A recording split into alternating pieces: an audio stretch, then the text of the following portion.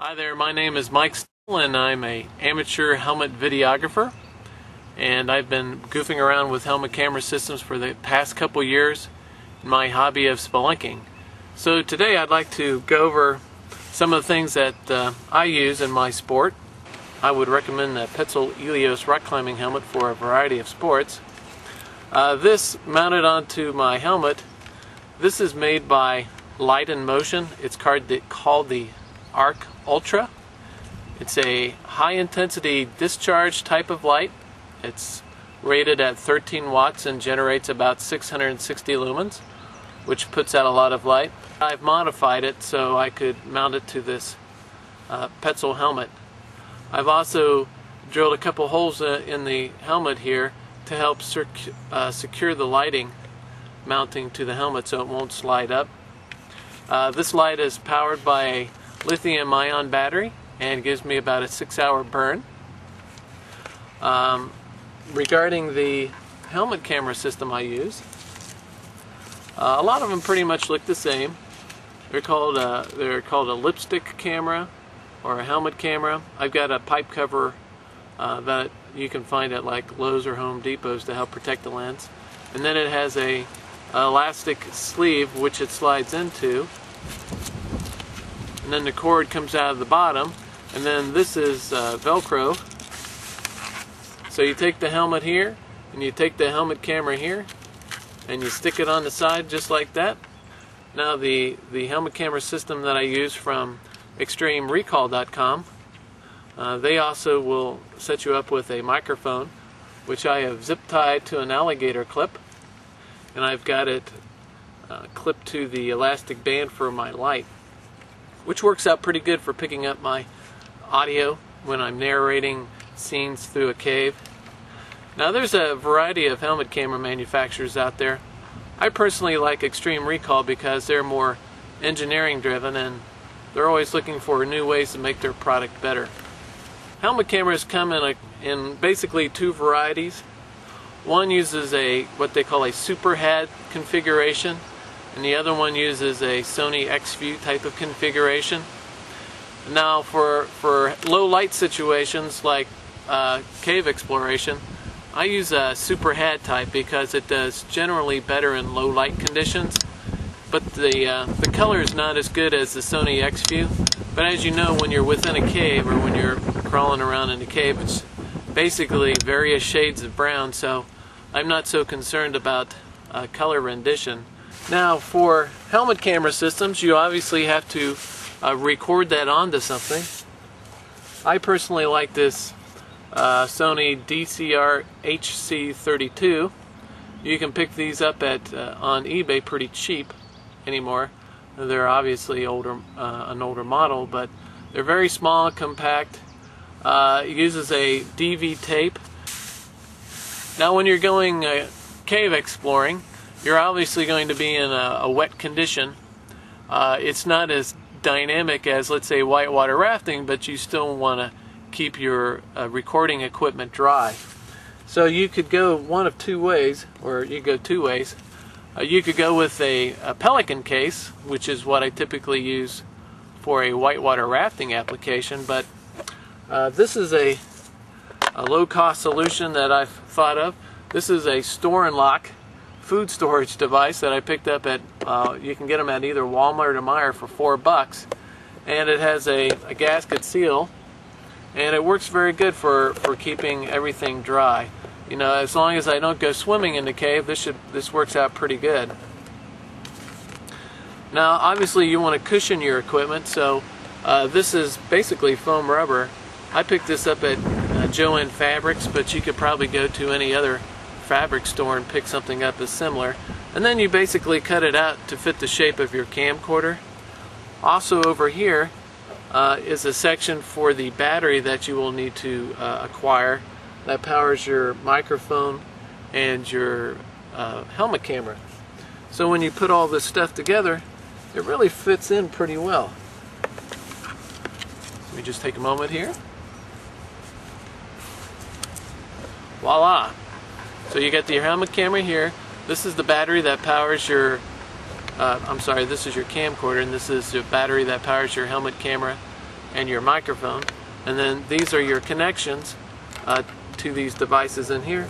And then you just close it up and you're good. Now, out of the top here, this is a quick disconnect, also provided by Extreme Recall. Then you have the in-between system or cabling system. So from the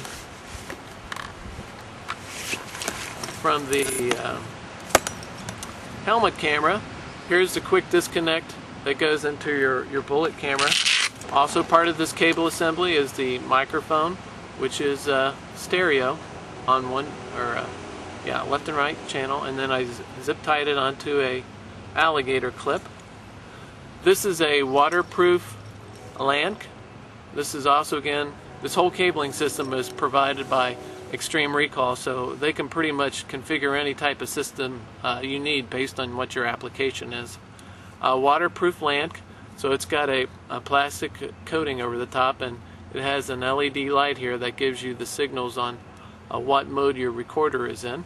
I also zip tied a little cheap Walmart beaner, which I can use to attach to the front of my outfit so I can control the on and off function of the camera.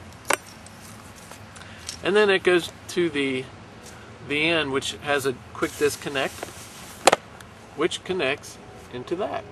So overall, this works pretty good. I usually put this in a fanny pack or a butt pack. Picked one up at Walmart for like 15 bucks. Very cheap solution. And I think that's almost about it. Now, one little trick about helmet camera videography, which you'll find out the hard way when you're in a cave, is helmet cameras that use superhat, as I mentioned, they do good in low light situations, but they have a tendency to accentuate the hot spot of a light. And basically you get an overexposed image when the main beam of your main beam of the light is on your particular subject matter. Now, the solution to that is you have to use diffused light. So what I did here is I made my own diffuser, particularly for this light.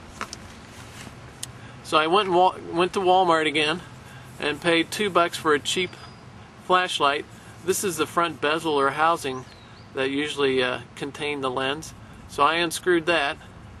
This material on top here, that is fluorescent light diffusing material that you can buy at Home Depot or Lowe's. So I cut that, in the circular shape of this bezel. Then on the back part, this material is kind of real thin and flimsy. So I took out the original lens that was on that cheapo flashlight, and I used a piece of plexiglass that you would use for a window replacement. Again, you can go to Home Depot or Lowe's for that. So again, I cut it out the size of the ID of this plastic part and used epoxy glue for that. Now, I have to admit that this gets pretty hot, and I can only use it for about 5 or 10 minutes at the most before I take it out. What I might do is they make Maglite modification components, and they make a particular high temperature glass when people are modifying their Maglites and putting halogen bulbs in them, which burn very hot. So instead of burning the existing lens, there are companies out there that make a replacement lens for high temperature applications. So I may look into popping that out and putting that high temperature lens in there. And then I drilled 2 holes in the bezel and put a rubber band on here. So basically, take the light, you put that on there like so, and wrap the rubber band around the end, and it stays pretty much in position, and it works out very good. Now, the only other light out there that comes with a built-in diffuser that I found has been the I think Petzl makes it. It's called the Mio XP. It's a I think it's probably a 2 or 3 watt LED, and it has a flip up diffuser on it. Now I've experimented with that along with this helmet camera, and it works pretty good. So if you don't want to goof around with trying to make one of your own, you can probably go out and spend 50 or 60 bucks for one of those on eBay and use those as your lighting source. I hope that helps you. Look for some other helmet camera video stuff on this website, and we'll catch you later. Bye.